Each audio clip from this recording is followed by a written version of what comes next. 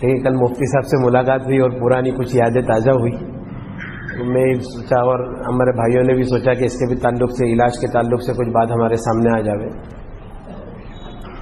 بھائی دیکھو، عام طور پہ ہمارے ذہن میں ایک بات یہ ہے کہ یہ دور میں جادو، جنات، حسد، نظر یہ سب بہت عام ہے، اور میں یوں کہہ سکتا ہوں کہ 95% لوگ اس کے اندر مبتلا ہیں، اور علماء کرام بھی اس میں مبتلا ہیں.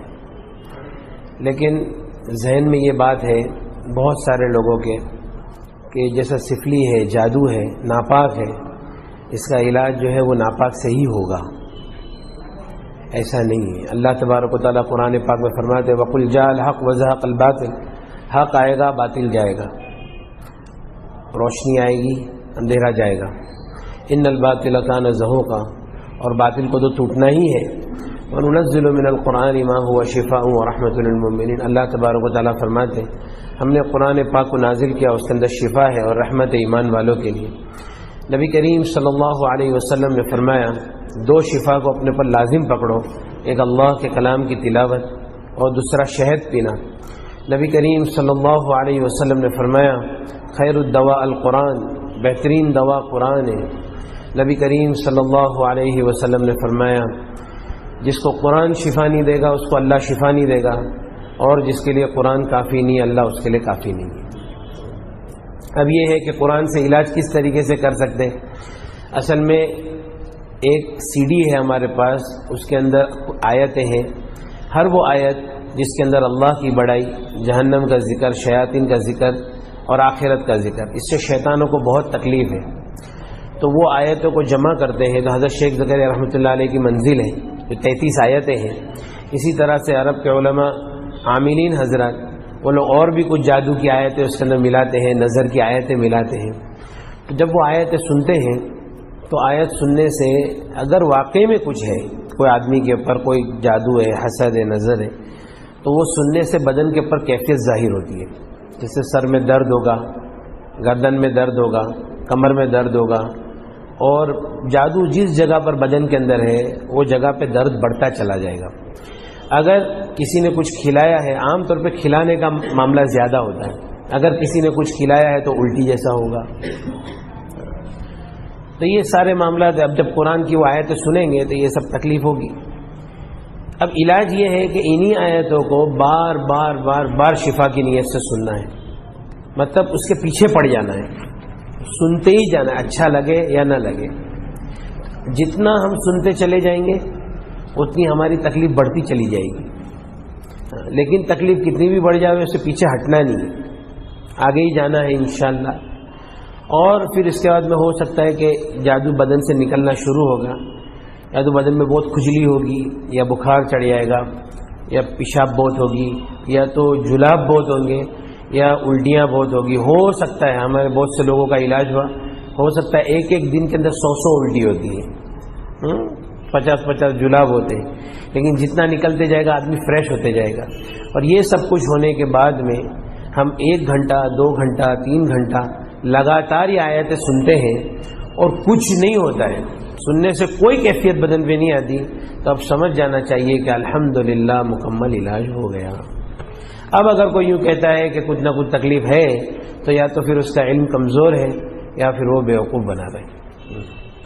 تو یہ قرآن کا ایک علاج ہے. بہت سارے علاجات ہوئے، اور جیسے میں 1-2 مثال آپ کو بتاتا ہوں.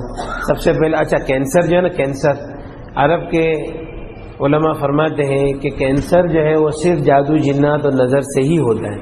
کینسر کوئی بیماری نہیں، بلکہ بڑی بڑی بیماریاں، جتنی بھی بڑی بڑی بیماریاں ہیں، کینسر ہے، ہارٹ ہے، اسی طرح سے ہمیں گھٹنوں کی تکلیف ہے، جوڑوں کا درد، اسی طرح سے بچے جو نہیں ہوتے اور عورتوں کو بہت خون جاتا ہے، یہ ساری تکلیفیں جنات اور نظر کی وجہ سے ہی ہوتی ہے. نبی کریم صلی اللہ علیہ وسلم نے فرمایا. اور ایک بات اور بھی دھیان رکھے بھائی کہ جادو کی اتنی حیثیت نہیں ہے، اس سے زیادہ خطرناک چیز جو ہے وہ نظر ہے. نبی کریم صلی اللہ علیہ وسلم نے فرمایا اکثر من یموت بعد قضاء اللہ بقدرتہ بالعین، اللہ کی قضا اور تقدیر کے بعد میری امت میں سب سے زیادہ موت نظر بد سے ہوگی. نبی کریم صلی اللہ علیہ وسلم نے فرمایا کہ نظر آدمی کو قبر تک اور اونٹ کو ہانڈی کے اندر پہنچا دیتی ہے۔ نبی کریم صلی اللہ علیہ وسلم نے فرمایا کوئی چیز تقدیر کے اوپر سبقت نہیں کرتی، اگر کوئی چیز تقدیر کے آگے جاتی تو وہ نظر ہوتی ہے۔ نظر آدمی کو پہاڑ سے دھکا دے سکتی ہے، یہ بھی حدیث ہے کہ نظر آدمی کو پہاڑ سے دھکا دے سکتی ہے۔ اسی طرح سے یہ ہے کہ اللہ تبارک و تعالیٰ نے قرآن پاک کے اندر دیکھو سورہ یوسف میں یعقوب علیہ السلام کے بیٹے جب مصر جا رہے تھے ان کو یوں کہا یا بنیا لا تدخلوا من باب واحد وادخلوا من ابواب متفرقہ، اے میرے بیٹو تم الگ الگ دروازے سے مت داخل ہونا، بلکہ ایک دروازے سے مت داخل ہونا، مختلف الگ الگ دروازوں سے داخل ہونا۔ تو یعقوب علیہ السلام کے ذہن میں بھی یہ تھا کہ سب کے سب ایک دروازے سے داخل ہوئیں گے تو ان کو نظر لگ جائے گی۔ نبی کریم صلی اللہ علیہ وسلم نے نظر سے بچنے کا اس کی اللہ کے رسول صلی اللہ علیہ وسلم نے دعا مانگنے کا حکم دیا، استعیذ باللہ من العین فإن العین حق، نظر بد سے اللہ کی پناہ مانگو کیونکہ نظر بد حق ہے۔ نبی کریم صلی اللہ علیہ وسلم نے فرمایا العین حق یحضرها الشیاطین وحسد بنی آدم، یہ نظر حق ہے، شیاطین اس کو حاضر کرتے، بنی آدم کا حسد اس کو لاتا ہے۔ اب یہ ہے کہ نظر کیوں لگتی ہے؟ کوئی آدمی نے کسی کی تعریف کیا، اس تعریف کے اندر اس نے اللہ کا ذکر نہیں کیا، بس تو وہ نظر لگ جاتی ہے۔ تو عام طور پہ ہماری آج ہم کسی کی تعریف کر دیں کہ بھائی تو کتنا چہرہ کتنا اچھا دکھ رہا ہے، اب اس نے اللہ کا ذکر نہیں کیا، نظر لگ گئی کہ بھائی فلاں آدمی کا علم کتنا مضبوط ہے، اب اس میں اللہ کی تعریف نہیں کی، ماشاء اللہ بارک اللہ نہیں کہا تو نظر لگے، کیونکہ ایک آدمی کی تعریف ہوتی ہے، شیطان اس کو پسند نہیں کرتا ہے کہ کسی آدمی کی تعریف ہو، فوراً وہ اس کے اوپر حملہ کرتا ہے۔ لیکن جب کوئی آدمی اس کے اندر کہتا ہے ماشاء اللہ بارک اللہ، اللہ تعالیٰ آپ کو اور برکت عطا فرماوے، اب اس کے بعد میں وہ نظر کا اثر کیا ہو جاتا ہے؟ ختم ہو جاتا ہے۔ اب یہ ہے اللہ کے رسول صلی اللہ علیہ وسلم نے فرمایا اپنی نعمتوں کو آدمی راز میں رکھے، اپنی نعمتوں کا زیادہ تذکرہ نہ کرے، نعمتوں کو راز میں رکھے، اور اپنی بیوی کی تعریف نہ کرے، اپنے بچوں کی تعریف نہ کرے، اپنی کسی چیز کی زیادہ تعریف نہ کرے، کسی کو شوشہ بھی نہ کرے۔ اللہ کے رسول صلی اللہ علیہ وسلم نے فرمایا استعینوا علی انجاح الحوائج بالسر والکتمان فإن كل ذی نعمت محسود، کہ اپنے کاموں کو اس سے انجام تک پہنچانے میں راز میں رکھنے سے مدد حاصل کرو، کیونکہ ہر نعمت والوں کے ساتھ میں حسد کرنے والے لوگ ہوتے ہیں۔ لیکن بہرحال اب نظر لگ گئی، اور یہ ہے کہ بھائی جادو ہو گیا، کوئی مسئلہ نہیں ہے، کوئی بڑی بات نہیں ہے۔ اور دیکھو ایک بات ہے، ایسا ہو نہیں سکتا کہ کوئی چیز جب عام ہو جاوے اور اس کا علاج عام نہ ہو، یعنی اس کا علاج مخصوص لوگوں کے پاس ہو اور ان کی جاگیر بن کے رہ جاوے، ایسا ہو نہیں سکتا۔ تو یہ قرآن ہے، اور قرآن یہ سورج ہے، یہ سورج سب کے لیے نکلا ہوا ہے اور ہر آدمی اس سے فائدہ اٹھا سکتا ہے۔ یہ قرآن ہے، اس میں شفا ہے، بے شک ہے، اس میں کوئی شک کی بات نہیں ہے، اور ہم نے تو علاج کر کے دیکھا ہے۔ ایک ہمارا بھائی تھا، سب سے پہلا علاج ہوا، میں مولانا بلال کو بھی بولا تھا کہ ایک لڑکا احمد آباد سے فون آیا کہ ہمارے حضرت مفتی صاحب نے کہا تھا کہ بھائی وہ جنید کو فون کرو، اس نے کچھ قرآن کے علاج کی ترتیب ہے وہ بتائے گا۔ وہاں سے فون آیا، میں بولا بھائی دیکھو میں کسی کے گھر پہ نہیں آؤں گا، میں تمہارے کو یہاں سے علاج بتاؤں تو اگر ہو سکتا ہے تو کر لو۔ تو علاج یہ ہے کہ آپ کو فجر سے لے کے رات تک قرآن سننا ہے، فجر سے ظہر تک سننا ہے، اس کے بیچ میں نیند آئے گی، آپ کو سونا نہیں ہے۔ اچھا، پھر ظہر میں کھانا کھانا ہے، کھانے کے بعد تھوڑی دیر کیلولا کرنا ہے۔ کیوں کیلولا کرنا ہے؟ کیونکہ شیطان کیلولا کرتا نہیں ہے، کیونکہ تم جاگتے رہیں گے اور تم سوتے رہیں گے تو وہ جاگتا رہے گا، وہ کیلولا کرتا نہیں ہے۔ لیکن دوسرے ٹائم پہ تمہارے کو سلائے گا تو تم کو سونا نہیں ہے، قرآن سننا ہے۔ اب اس کا پہلا ایک دن گیا تو بول رہے مولانا پورا دن قرآن، اچھا اتنا سخت جادو تھا، کم سے کم نہیں تو بھی 15 سال کا جادو تھا وہ۔ تو کہا کہ مولانا پورا دن سنتے سنتے نا سر بہت دکھ رہا ہے۔ بولا چلو الحمدللہ، پکڑ میں معاملہ آیا۔ اب دوسرے دن اور سنا، بولا اور سنو بھائی، اور سنا تو بولے کہ تھوڑی تھکان لگ رہی ہے، کمزوری لگ رہی ہے۔ بولا الحمدللہ، اندر جو چیز ہے وہ کمزور ہو رہی ہے، ورنہ قرآن سے تھکان کا کیا مطلب ہے؟ اچھا، تیسرے دن بھی کمزوری، چوتھے دن تو ایسی حالت ہو گئی کہ ایسا لگتا تھا کہ ابھی یہ مر جائے گا۔ اس کے والد نے مجھ کو کہا کہ بھائی یہ تو ایسا لگتا ہے کہ ابھی جائے گا دنیا سے۔ میں بولا دیکھو بھائی جانا تو اس کو ویسے بھی ہے، کینسر میں ہے، آپ سوچ لو، کھائی دونوں طرف ہے، یا تو ادھر گر جائے گا یا ادھر گرے گا، اس سے اچھا یہ قرآن ہے، اس کو چلنے دو۔ اچھا، میں بولا کہ بھائی وہ بیمار ہو گیا بہت زیادہ، آپ کو کیا ہوا؟ بولے مولانا میں بھی اس کے ساتھ میں سنتا تھا لیکن میرے کو کچھ نہیں ہوا۔ تو بولا پھر آپ کو کچھ نہیں ہوا، اس کو ہو رہا ہے تو سوچو نا کیوں ہو رہا ہے، چلنے دو۔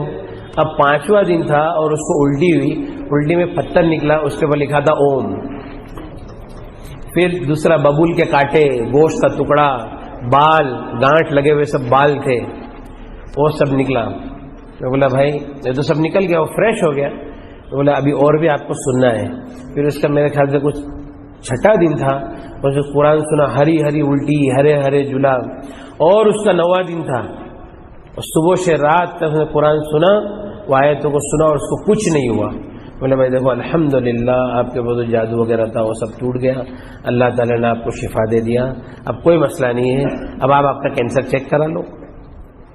اب کینسر چیک کرائے تو کینسر بھی نہیں ہے، الحمدللہ سب ختم ہو گیا. اسی طرح سے ہمارے یہاں پہ ایک عورت ہے، اس کے سینے کے اندر گانٹھ ہو گئی تھی کینسر کی. تو ہمارا وہ ایک بامبے میں ڈاکٹر ہے، ڈاکٹر سلطان پردھان، ایشیا کا سب سے بڑا ڈاکٹر ہے کینسر کا. تو اس نے بھی بول دیا تھا کہ بھئی یہ کینسر ہو گیا ہے. اب اس کے بعد جب قرآن پڑھے تو خبیث حاضر ہو گیا، معاف کر دو، چھوڑ دو، کبھی نہیں آئیں گے، یہ وہ. قرآن سنتے سنتے کمزور ہو کے وہ نکل گیا. اور پھر اس کے بعد میں بولا کہ بھائی ابھی قرآن اور سنتے رہو. تو اس کو ایسا لگتا تھا کہ وہ گانٹھ کے اندر کسی نے کیمیکل ڈال دیا ہے، اتنی جلن ہوتی تھی، اور الٹی جلاب چالو ہو گئے. 2 دن تک ایسا چلا. 2 دن کے بعد میں کہا کہ اب وہ گانٹھ چھوٹی ہو گئی اور ایسا کچھ لگتا نہیں ہے، اب قرآن سننے سے کچھ ہوتا نہیں. بولے بھائی واپس چیک کر لو. 2 دن پہلے کا رپورٹ اور 2 دن کے بعد کا رپورٹ، اس کے اندر بتایا کہ کینسر ہے ہی نہیں، چربی کی گانٹھ ہے، ختم ہو گیا الحمدللہ. ہمارے سورت میں ایک صاحب تھے، تو ان کی بیوی کو خون بہت جاری رہتا تھا، اور خون کے بارے میں حدیث ہے الاستحاضۃ من الشیطان. تو ڈاکٹروں نے جب ٹیسٹ وغیرہ کیے تو کہا کہ بچے دانی کے اندر کچھ گانٹھیں ہیں، 5-6 گانٹھ ہے، تو اس کا آپریشن کرنا ہی پڑے گا، نہیں تو اس کا کوئی علاج نہیں ہے. تو انہوں نے یہ سوچا کہ چلو بمبئی میں اپنا آپریشن کریں گے. چلو بمبئی آئے تو کسی نے قرآن کے علاج کی ترتیب بتایا. میں نے بھی فون پہ تھوڑا سے ساتھ دیا کہ بھائی چلو، میں ان کو ترغیب دیا. انہوں نے قرآن سننا چالو کیا. تو صبح سے سنتے سنتے رات ہو گئی. اب اس رات میں انہوں نے رات الٹی ہوئی، دوسرے دن صبح میں ایک الٹی ہوئی، اور پھر اس طرح سے بہت خون نکلا اور خون بند ہو گیا. اور پھر اس کے بعد میں جب دوسرے دن آپریشن کے لیے گئے تو آپریشن کے پہلے ایک نارمل سونوگرافی ہوتی ہے. وہ سونوگرافی کے اندر دیکھا کہ بچے دانی میں تو گانٹھ ہے ہی نہیں. بولے تم کون کائے کے لیے آئے؟ تو بولے بھائی اس کے لیے. تو پہلے کا رپورٹ، دونوں رپورٹ دیکھا، 2 دن کے اندر الحمدللہ فرق ہو گیا. تو صرف قرآن سننا ہے، کچھ کام نہیں کرنا ہے. اصل تو قرآن پڑھنا ہے، لیکن صحیح پڑھنا ہے. اگر صحیح نہ پڑھنا آئے تو پھر اس کو سننا ہے. اور یہ بات اپنے ذہن سے نکال دے کہ بھئی سفلی کا علاج سفلی سے ہوتا ہے، نہیں، بلکہ اللہ کے کلام میں ہر چیز میں شفا ہے انشاءاللہ. ٹھیک ہے بھائی. تو اور بھی بہت ساری بات ہے، لیکن ابھی وقت نہیں ہے. پھر کسی وقت اچھا ایک آخری بات، چلو ایک آخری واقعہ بیان کر دیتا ہوں. ہمارے یہاں پہ ایک مولانا ہے، مولانا سلیم کر کے. تو ان کی زندگی میں 40-50 عاملوں کا انہوں نے علاج کیا ہوگا. تو وہ میرے پاس آئے، میں بولا کہ بھائی دیکھو آپ یہ CD سنو. اب انہوں نے 5-6 گھنٹے تک سنا. وہ بولتے میرے کو تو کچھ ہوا نہیں. بولے آپ کو کچھ ہوا نہیں، آپ کے پاس کچھ ہے ہی نہیں. وہ بولے ایسا کیسا ہو سکتا ہے؟ بولا بھائی دیکھو میں تو اللہ کی قسم کھا کے بولتا ہوں کہ آپ کے پاس کوئی معاملہ نہیں ہے. اب پھر اس کے بعد میں وہ ایک عامل کو لے کے آئی. بولے دیکھو مولانا یہ عامل بولتا ہے کہ ہے. بولا اچھا. بولا بھائی چل بتا کیسا ہے. تو اس نے نام لکھا، نام، ماں کا نام، پھر عدد سب نکالا. لاکھ بولے دیکھو 3 بجا. 3 بج گیا مطلب اس پہ جادو ہے. تو بولا تو اللہ کی قسم کھا کے بول سکتا ہے کہ جادو ہے؟ بولے نہیں. مطلب میں اللہ کی قسم کھا کے بولتا ہوں جادو ہے. تو بولا ہاں ہو سکتا ہے. پھر میرے کو الگ لے کے گیا، مولانا میرے کو بھی تھوڑا بہت سکھاؤ نا یار.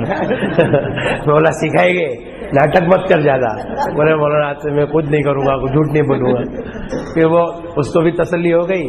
اور پھر اس کے بعد میں بولے اچھا اس کی جو بیماری تھی نا، اور آپ کو بیماری سنیں گے تو آپ کو ایسے ہی لگے گا کہ جادو ہے. کیا بولتا تھا کہ میں ہوٹل میں جاتا ہوں، میرے جو اسٹاف ہے اس کو دیکھ کے میرے پاؤں ایسے جام ہو جاتے ہیں، وہ گھبراہٹ ہو جاتی ہے. میرا بچہ رات کو سو جاتا ہے، میں بیوی کو بولتا ہوں اس کو اٹھا دے یار، یہ سوتا ہے نا میرے کو بہت تکلیف ہوتی ہے، بہت رونا آتا ہے. میں بولا اچھا. بولا تم نے کتنے سال سے تمہارے سر میں تیل نہیں لگایا ہے؟ تو بولے میرے کو جب سے ہوش آیا میں کبھی تیل لگایا ہی نہیں ہوں. بولا رات کو جاگنے کی عادت ہے. بولے ہمارا ہوٹل کا دھندا، ہم لوگ رات کو جاگتے. بولا ٹھیک ہے بھائی آپ کے سر میں تیل لگاؤ. اب وہ تیل کی مالش، بولا پہلے دن تیل بہت جائے گا آپ کے سر میں، جانے دینا. اور اس کے بعد 2-3 دن کے بعد کیا ہوتا ہے بتاؤ. 2-3 دن کے بعد وہ ملنے کے لیے آیا، گلے والے ملا اور ایک پیشانی پہ بوسہ دیا. بولے مولانا الحمدللہ میں بہت اچھا ہو گیا. پہلے دن 1 کٹورا تیل میرے سر میں چلے گیا. بولا بھائی تیرے دماغ میں خشکی ہے، اور بھی کچھ گڑبڑ تھی اندر کی، تو اس کا بھی علاج الحمدللہ بتایا اس کو. پھر وہ تو بولا کہ مولانا اللہ تعالیٰ نے آپ کے ذریعے سے ہم لوگ کا تو یہ موت تک کا مسئلہ حل ہو گیا. اب یہ ہے کہ ایک اور آدمی کو لے کے آیا. 16 سال سے ان کے گھر میں جادو تھا. تو میں بولا بھائی یہ قرآن سنو. گھر میں جا کے قرآن چالو کیا, اس کی بیوی کو سنا تو خبیث حاضر ہو گیا بدن پہ. وہ خبیث بولتا ہے کہ بند کرو, اس سے کچھ ہونے والا نہیں ہے. وہ لوگ بولے مولانا یہ تو ایسا بولتا ہے کہ یہ قرآن سننے سے کچھ ہونے والا نہیں ہے. میں بولا دیکھو وہ بول رہا ہے نا کہ نہیں ہوئے گا, مطلب کچھ ہو رہا ہے. اچھا نہیں ہوئے گا نا تو سب کو معلوم پڑ جائے گا کہ نہیں ہوا. تو تو بول رہا ہے نا کہ نہیں ہوئے گا, مطلب کچھ ہو رہا ہے, تو اس کو چلنے دو. اچھا بولے نہیں جاؤں گا. کبھی بولتا نہیں جاؤں گا. اچھا پھر مت جا, ادھر ہی رہے قرآن سن. ہم لوگ تیرے کو تھوڑی بولتے تو جا, ادھر ہی رہے قرآن سن. بعد میں بولتا ارے بھائی میرے کو جانے دو, میرے کو چھوڑ دو. اچھا پھر ایسا ہوا کہ وہ خبیث نے یوں بولا کہ 16 سال کی پوری سٹوری بیان کیا کہ میں یہ آیا تھا, اس نے جادو کیا, یہ کیا, وہ کیا. اور بولے جس جادوگر نے مجھے بھیجا ہے یہاں, وہ آج نہیں تو کل یہاں پہ مجھے لینے کے لیے آئے گا. اور واقعی میں 5 دن کے بعد پالن پور سے ایک سادھو آیا بمبئی, ایڈریس ڈھونڈتے ڈھونڈتے, اسی گھر میں جس میں قرآن چالو تھا. وہ بولتا تھا میں تمہارے ہاتھ جوڑتا ہوں, میں نے 500 روپے میں یہ جادو کیا تھا, لیکن میں 5 لاکھ روپے دیتا ہوں, یہ میرے کو میری چیز واپس دے دو. اور اس کے بعد میں ہم لوگوں نے مشورہ کیے تو بولے بھائی چلو اگر وہ لے کے جاتا ہے تو لے کے جانے. تو اس نے کرتے کا ایسا کونے کا کپڑا کاٹا اور اس کے عورت کے اوپر گھما کے بولا چل ساتھ میں. ایسا کر کے اس کو لے کے نکل گیا. الحمدللہ 16 سال کا جادو اللہ تعالیٰ نے آسان کر دیا. سب باتیں تو اور بہت ساری ہیں, لیکن بس یہ ہے کہ قرآن کے علاج کی ترتیب کو اپنے یہاں پہ بھی چالو کر سکتے ہیں, لوگوں کو بتا سکتے ہیں. بس اللہ تعالیٰ عمل کی توفیق دے دے. نہیں منزل ہے, منزل کی آیت ہے وہ, لیکن وہ تو قرآن ہے نا, من القرآن ہے نا. سی ڈی میں انشاءاللہ بھیج دوں گا. تو ہاں سی ڈی تو مولانا ان کے پاس آ گئی ہے. ویسے میں نے کل رات کو رکیا ڈال بھی دیا تھا فون میں. سی ڈی میں ہی سنتے رہیں گے, وہ سنتے رہنا ہے بار بار. اچھا ایک بات دیکھو, ایک بات ہے بھائی سمجھنے کے لیے, وہ کیا ہے معلوم ہے, اندر والے کی جتنی طاقت ہے نا اس سے زیادہ اس کو قرآن سنانا ہے, اس سے زیادہ. مطلب اب جیسے کوئی آدمی بولے کہ مولانا اپن بولے جادو ہے, ٹھیک ہے جادو سمجھ میں آ گیا جادو ہے. بولے میں تو منزل پڑھتا ہوں. بھائی تم ایک بار پڑھتے ہو نا تو اس کو برداشت کرنے کی طاقت ہے. ابھی جیسا میں موٹا آدمی ہوں, میں بولتا ہوں ڈاکٹر کے بعد ڈاکٹر صاحب میں تو روز چلتا ہوں اور میرا وزن کم ہوتا بھی نہیں ہے. بولے تم کتنا چلتے؟ بولے آدھا گھنٹہ. بولے تمہارا آدھا گھنٹہ تمہاری عادت ہو گئی. تم جہاں پہ تھکیں گے مریں گے اور چلیں گے نا تو تمہارا وزن کم ہوگا. تو اسی طرح سے اندر والے کی عادت ہے اس کو برداشت کرنے کی, تو اس سے زیادہ اس کو دینا ہے لوڈ قرآن کا. پھر اس کے بعد ہیوی ڈوز, پھر اس کے بعد میں لاسٹ میں وہ تھکنا چالو ہوگا. اور تھکنے کی سب سے بڑی علامت یہ ہے کہ قرآن سننے کے ٹائم پہ نیند آئے گی, مطلب وہ کمزور ہو رہا ہے, اس کو آرام چاہیے, اس وقت سونا نہیں ہے. پھر جلاب میں الٹی میں نکل جائے گا, اور آپ 1 گھنٹہ 2 گھنٹہ 3 گھنٹہ سنتے اور کچھ ہوتا نہیں ہے, ختم ہو گئی بات, اب کچھ ہے ہی نہیں. ہم لوگ ہے نا بہار گئے تھے, ہمارے ایک چاچا ہے, انہوں نے کہا تھا وہ کوئی ایک عامل بہار میں بہت اچھا تعویذ دیتے, تو چاچا نے مجھے زبردستی بھیجا. میں چاچا کو بولا چاچا قرآن سنو, کا کوئی سب لفڑے میں پڑھتے. بولے نہیں یار تعویذ لے کے آ جائے یار. ہم لوگ بہار گئے. جب بہار میں وہ عامل صاحب کے یہاں کم سے کم 200-250 آدمی کی لائن لگتی تھی, اور ہم لوگ تو مہمان خصوصی تھے, بہت اچھا استقبال ہوا. اور ہم لوگ ایک کمرے میں تھے, تو قاری صاحب کا خاص آدمی, کیٹلی گرم والا آدمی نا, کیٹلی گرم والا آدمی, وہ ہمارے پاس ملنے کے لیے آیا. تو بولتا ہے کہ مولانا, وہ حکیم صاحب تھے, ان کو پوچھا کہ حکیم صاحب بہت قبض رہتا ہے, اس کی کوئی دوا ہے؟ حکیم صاحب نے ایک دوا بتائی. بولے یہ تو میں کھا چکا ہوں. دوسری بتایا, بولے یہ بھی میں کھا چکا ہوں, کچھ ہوتا نہیں ہے. تو میں حکیم صاحب کو بولا حکیم صاحب اتنا کچھ نہ کچھ مسئلہ ہوئے گا. حکیم صاحب بولے بھائی ابھی ہم دوسرے کے علاقے میں ہیں, ہاں تم ادھر یہ سب مگج ماری پالتے. میں بولا ٹھیک ہے. پھر وہ آیا, اس کو بولا میں بھائی دیکھو یہ گڑبڑ ہے, قاری صاحب کے پاس تم علاج کراؤ. بولتا چھوڑو سب قاری صاحب تم میرا علاج کرو. بولا ٹھیک ہے بیٹھو. اب میں نے قرآن پڑھنا چالو کیا, اس کے اوپر وہی رکیا. تو فنسن علی القوم الکافرین کے اوپر میں اس کو پوچھا کیا ہوا؟ بولے بہت الٹی جیسا ہو رہا ہے. تو بولا دیکھو بھائی آپ کے پیٹ میں جادو ہے. پھر میں بولا آپ حافظ ہے؟ بولا ہاں حافظ ہے. تو میں بولا آپ کو آج سے 10 پارے پڑھنا ہے. تو بولے کہ میں 10 پارے نہیں پڑھ سکتا ہوں, میں تو 2 پارے کے اوپر تو پڑھ ہی نہیں سکتا ہوں. بولا وہ آپ کو پڑھنا ہے. تو بولے ٹھیک ہے مولانا میں کوشش کروں گا. اس نے 2 پارے کے اوپر برابر, وہ 2 پارے کے اوپر سے حالات اس کے بگڑنے چالو ہو گئے, لیکن اس نے پڑھا اور پھر اس کے بعد اس کو الٹی چالو ہو گئی, اور الٹی بھی کرتا رہا, نے قرآن بھی چالو رکھا. ہم لوگ وہاں سے سفر کے دوسری جگہ پر گئے، پھر وہاں سے آئے، اس نے بولا مولانا آج الحمدللہ میں نے 15 پارے پڑھا اور مجھے کچھ نہیں ہوا۔ بولا بھائی الحمدللہ آپ کا علاج ہو گیا۔ آج بھی فون کرتے رہتا ہے کہ میرے یہاں بچہ ہوا ہے، نام دو حضرت، کچھ نام بتا دو سمجھ میں ہے نا؟ تو یہ قرآن کا علاج ہے بھائی، اس میں ایک پیسے کے خرچ کی ضرورت نہیں ہے، نہ مشت، نہ زعفران، نہ امبر، ہاں کچھ بھی خرچہ، نہ مرغی، نہ لیمبو، نہ لال کپڑا۔ ایک ہمارے عربی عامل ملا، مولانا بھی وہ ٹائم پہ حج میں ساتھ میں تھے، ایک عربی عامل ملا تو بولتا ہے کہ تمہارے ہندوستان میں شیخ لوگ یہ سب منگاتے، ہانڈی منگاتے، لال کپڑا منگاتے، میں بولتا ہوں خالی قرآن پڑھو، قرآن سنو، فرشتوں کو جو چیز کی بھی ضرورت ہوگی اللہ کے پاس سے لے کر آئیں گے۔ ٹھیک ہے بھائی، آپ دعا کرا دو نا مولانا، کرا دو یار۔ اللهم لك الحمد كما ينبغي لجلال وجهك وعظيم سلطانك، اللهم لا أحصي ثناء عليك أنت كما أثنيت على نفسك، اللهم صل على سيدنا مولانا محمد وعلى آل سيدنا مولانا محمد وبارك وسلم۔ لا إله إلا هو الحليم الكريم، سبحان الله رب العرش العظيم، والحمد لله رب العالمين، نسألك موجبات رحمتك وعزائم مغفرتك والغنيمة من كل بر والسلامة من كل إثم، لا تدع لنا ذنبا إلا غفرته ولا هما إلا فرجته ولا دينا إلا قضيته ولا مريضا إلا شفيت ولا حاجة هي لك رضا إلا قضيتها يا أرحم الراحمين، اللهم يا أول الأولين يا آخر الآخرين يا ذا القوة المتين يا راحم المساكين يا أرحم الراحمين، اللهم إنا نسألك العفو والعافية الدائمة في الدنيا والآخرة، اللهم أرنا الحق حقا وارزقنا اتباعه وأرنا الباطل باطلا وارزقنا اجتنابه، اللهم إنا نسألك الهدى والتقى والعفاف والغنى، اللهم لا سهل إلا ما جعلته سهلا وأنت تجعل الحزن سهلا إذا شئت، اللهم إنا نسألك من خير ما سألك منه نبيك وحبيبك محمد صلى الله عليه وسلم، ونعوذ بك من شر ما استعاذك منه نبيك وحبيبك محمد صلى الله عليه وسلم، وأنت المستعان وعليك البلاغ ولا حول ولا قوة إلا بالله العلي العظيم، سبحان ربك رب العزة عما يصفون وسلام على المرسلين والحمد لله رب العالمين۔